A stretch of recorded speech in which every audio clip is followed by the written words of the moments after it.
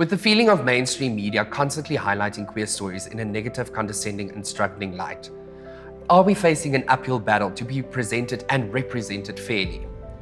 Are these publications doing the necessary research and effort to help a marginalized community being portrayed truthfully and equally? With still a constant backlash from hetero society who often dismiss queer bodies, is this really a battle worth fighting?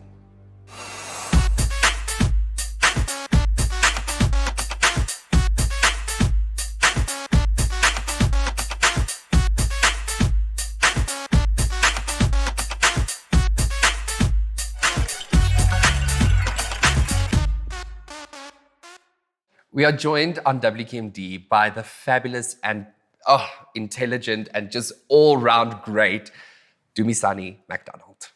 Hello. Thank you. Welcome to the show. Thank you very much. Thank you for having me. Thank you for coming on. Let's jump straight in. Okay. What is your role within the queer community? What do you see yourself as doing? Well, basically a queer media consultant, which means that I deal with so much in the media space, like consulting on what is supposed to be on the newspaper, what is supposed to be on a publication, or what is supposed to be online. And this is predominantly in the queer space. In the queer space, yes. Do you feel that, I want to jump straight into it, do you feel like mainstream media is constantly highlighting us in like a negative and a struggling light, where we're not really celebrating true, authentic, queer strides and stories and progress that we are making in South Africa? There is progress in South Africa as far as the mainstream media is concerned. But then the problem comes when there is more business than informing people. Media is supposed to be a tool whereby people are informed positively. But then what we have seen now is that there's so many stories that are not relevant, that do not build up anything, that are so much destructive in the queer community and also the straight community. So there is no much representation in as far as the queer community is concerned. So to be for me, I try to understand something. So when you say you're consulting in terms of what is going to be put out into South Africa regarding the queer side of the publications, how do you get to those stories? How do you end up identifying to say, this is something the country needs to know? I think I come in as a different person, because what I do personally, which is my passion, it's to distribute news that are helping people, that are building up our community. Because there are other stories that come into media that are not really just like gossip.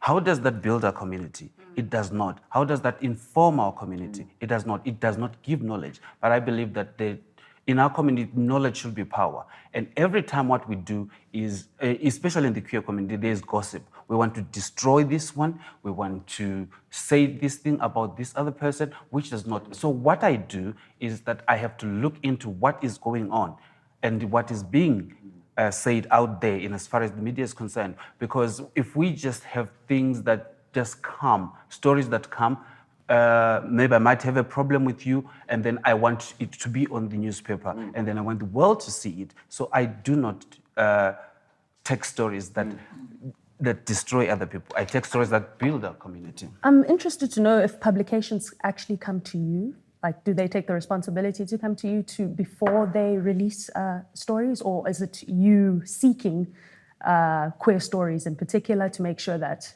what is being told is truthful? Yes, there are some publications that do come to me and ask, is this the right content?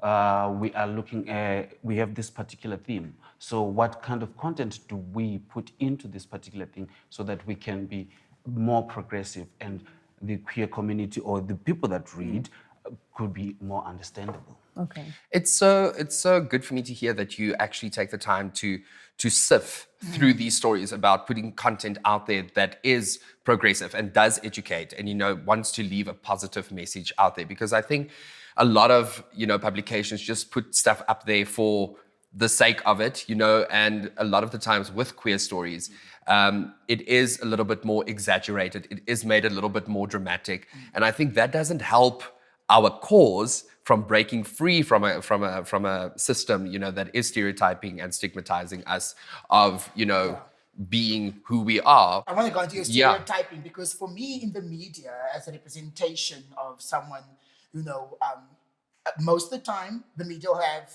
this person, tush, tush, tush, and that's the representation of the For the queer rest of the rest of community. the community. And because they are constantly there, then we get related and identified in that with that one section. That's a representation because maybe there's something similar. Like, oh, but you've got that thing like that person, hey? And then I'm like, no, we're worlds apart. Yes. For me, I want to try to understand how can we change that so that we don't necessarily have one or two people who represent an entire community. And how do we change that narrative? I just need to understand how can we be celebrated in different ways in terms of the representation that's out there. Because currently we only have two, for example. It's either this or it's that. How do we change that and celebrate other stories and bring that to light as well in the media as forming the education for everyone else in South Africa? I think it's also, sorry, I just want to add on to that. I think it's also, we need to acknowledge that not all people want to, talk out and want to be spoken out and want to be in publications and stuff. So we need to respect that aspect as well. But if we don't speak up, how do we change the narrative? I think the narrative cannot be changed because people have their own things at the back of their minds. But what we can encourage is people to come out there and give us the stories that are inspiring. Not only stories that are just basic stories, like I had sex with this one and this happened. Those are not stories that build up our community. Yeah. Those are stories that are just supposed to be maybe on their social media. But then the other thing that people come in, they put things on social media. Social media has become a very big tool right now. Unlike newspapers and magazines, people turn into social media every time. Even myself, when I wake up, the first thing I check is my Facebook, my Instagram, and Twitter. So in those spaces, that is where lives are being destroyed. That we have so many people that are out there who have committed suicide and we don't know about it. Maybe something that I posted on my timeline. Yeah, I think we need to be more, cautious and aware of stuff that we put on social media because There's a huge responsibility. most of the time you think you're a keyboard warrior and you're just on this side and you don't realize how it is affecting other people on the other side. I think it's also very important that we are aware that the minute that you post something on social media, it becomes public knowledge. Yes. And it becomes, I want to say like a free for all, but it is public domain. So people can do with that whatever they want. And most of the time, especially with queer stories or stuff that we post up, because of the community that people have created and perceptions in their minds, it usually goes towards a negative side. So we need to be a lot more conscious about what we put out there on social media. And what responsibility do non-queer writers have when writing about queer stories or telling queer stories? Non-queer writers have a responsibility to research and get informed on what they're going to write about. Because when you're writing about something, you really have to know about it. You just cannot just sit on your keyboard because you are trained as a writer and write what comes into your mind on what you think is right. But then without consulting the people that are involved, nothing about us without us. Absolutely. I like that. Nothing. I love that. Please say that again. Yes. Nothing about us without us. Oh, that is absolutely That fantastic. is profound. I want to touch on something very quickly. I don't want to go into in depth about it, but the whole story around a very big celebrity that made some allegations with regards to the LGBTIQA plus acronym and what the plus stands for. And I don't necessarily want to talk about him. I want to talk about his followers. We live in an age where information is accessible at the touch of our fingers on Google and everything. But because this person is seen in such a big light and has such a big following, people just assume whatever he said is legitimate and is right. How do we go about encouraging people not to just go on what someone is saying and rather do your own research. Because obviously I was very involved with this whole thing, and I received a lot of messages from people saying, but what does the plus stand for? And I'm just like, if I can Google it, so can you. So can you. It's not that hard. But I feel like our society has become so comfortable where it's just like, oh, because I look up to this person, whatever this person says is right, so I'm just going to go with that. And I feel like that's a big problem, because those people are going to go forward and distribute that news, and it's just going to have a ripple effect, and we're never going to reach a point where, we get to the crux of the matter. I think to add to that, the problem with where we are right now as a society, a community, is there's too much information. And because you have access to it, doesn't necessarily mean that you are actually going to take the action to go and find it out. So sometimes people need to get it from a source that they can trust and believe. So that's where I'm trying to also say we have to change that narrative to get more people into those positions, to celebrate them. Yeah. And not this is to say that they want to be in the public eye but their accomplishments, what they've acknowledged, because each sector of this plus, for example, in the LGBTIQA plus, there are various people in it. And I mean, on the show alone, we've been meeting so many people who represent the various acronyms. And so for me, it's about getting those people up into a position where they get to speak about that actual, can I say the letter that represents, because at the end of the day, there's so much information. And if I'm now going to have a moment where I'm going to ask a certain question, what does the plus stand for? And you're going to go and Google it, you're going to end up somewhere else. You know what I'm saying? No, I get what you're saying. Like, Google is a vast space. Yes. It's really, you can go down a wormhole or a rabbit hole or a dark hole or whatever. There's a hole that you will go down in. But it's like you say, we need to speak to individuals as well. Speak to the people that have the experience. And the thing is, like, he's also obviously in an industry where there's a lot of queer individuals who, in the same line of work as he is. And my thing is just like, you not only offend those people or a community, but the people that you work with. Yes. So we need to be sensitive towards that. Yes, I think the queer community is always relevant. When someone has lost their relevance, they tend to become mouthpieces of the world, of the homophobes. They talk a lot about queer things because they know that they will get attention. Absolutely. When attention is diverted from you, you have to find something that will bring it back towards yourself. I mean, it was an irresponsible utterance that the person in question said. But then, because of that, and because I saw the questions that you had sent me, and I was like, okay, let me check out this person. What did they say? I didn't know who he was, but then I checked and I said, oh, damn, this person is talented. Yeah. I give him that. He is so talented, but irresponsible in whatever he says. Yeah. And people, as I said before, that we are the relevant people everywhere we go. So when we go to a party, everybody wants to look at us. What are they wearing? How do they smell like? How do they speak like? They want to know the roles. They want to know everybody will be there. So the queer community is the center of attraction, and it draws attention. When you speak about something, they know that this person, the media is going to pick it up. The queer people are going to come out guns blazing. Yes. And then they will be there. And when I looked at it, there is a gig that is coming up next month. I'm sure that is what they were trying to do, to pick up momentum. But what they do not realize is the harm that they are doing to the people. But again, using the queer community in a negative light for self-gain and to, push your own image forward. Yes. And your own agenda. And because of what you were saying there, Dumi, was the fact that we attract. We are the attraction. We are in a space where we have taken up our space and we are so ready to fight and stand our ground. Yes. And therefore, we are now being used even in our bravery. So now we're going, oh, look at them. Oh, they're fighting over there. Okay, well, let's poke there so they can bring attention to us because they're such brave fighters, and they already have this beautiful colors around them. And so they're already so attractive. So again, in media, we are once again being used.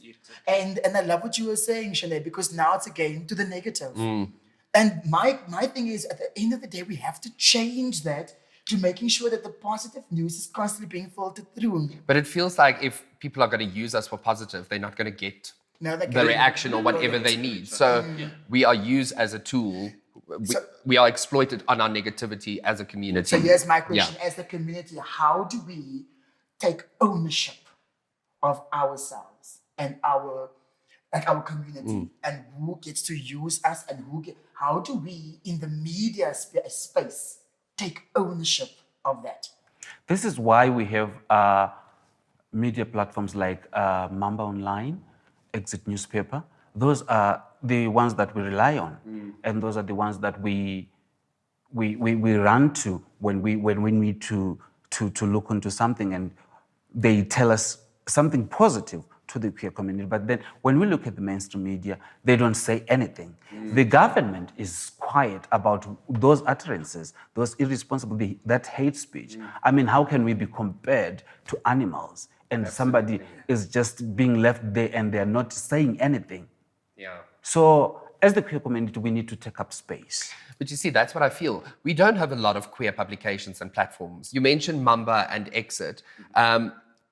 It feels to me like the queer publications are always just there to do damage control for what the mainstream media has done. And we also don't really read in mainstream media about the hate crimes and stuff that is so relevant, and not relevant is the wrong word, but prevalent. Let me put it that way. Every day we hear about a queer person that has been, whose life has been taken senselessly due to them being who they are, or someone not agreeing with their lifestyle. But we never read about that in social media or in mainstream media, where those platforms can be used to utilize and bring awareness around this and educating a society that we are actually supposed to rely on to help us fight this epidemic. Because the media is the power. We can say what we want to. There's social media, and that's fantastic, but the media is still the main source. And everybody who's receiving information from the media will instantly judge me because of something that they read, something that they heard, or something that they saw. And this is what I'm speaking about in terms of radio stations. People are still listening to the radio stations every single day. I don't hear anything about the queer community in positive lights unless it's some TV personality who's catching on something yet again. And then on television, again, I'm watching a TV personality who's doing a silly show that's entertainment related.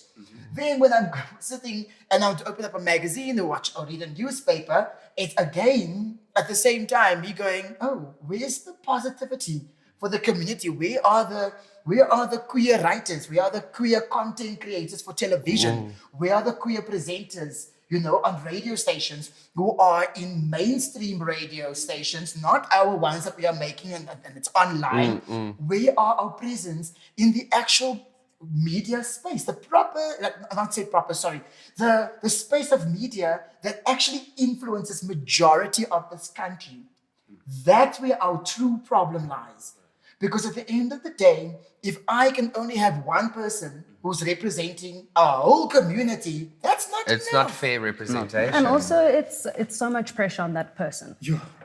I don't think it's fair to get all the information you need from that one particular person who's representing an entire community. It's impossible. But then don't we have queer writers in the mainstream media?